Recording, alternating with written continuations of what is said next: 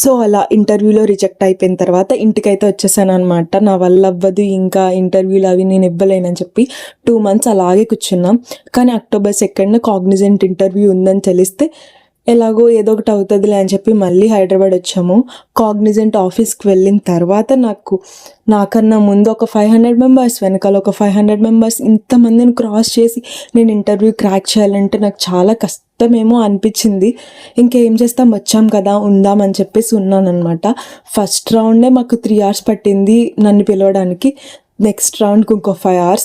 అలా 10కి వెళ్తే 7 o'clockకి బయటకు వచ్చాను. 3rd రౌండ్ ఇంటర్వ్యూ ఈమెయిల్ వస్తుందని చెప్పారు. అలా నేను బయటకు వచ్చిన తర్వాత యాక్సెంచర్ నుంచి వాకిన్ ఈమెయిల్ వచ్చింది. నేనేం చెప్తా అంటే ఫ్రెషర్స్కి వాకిన్కి అయితే వెళ్ళండి.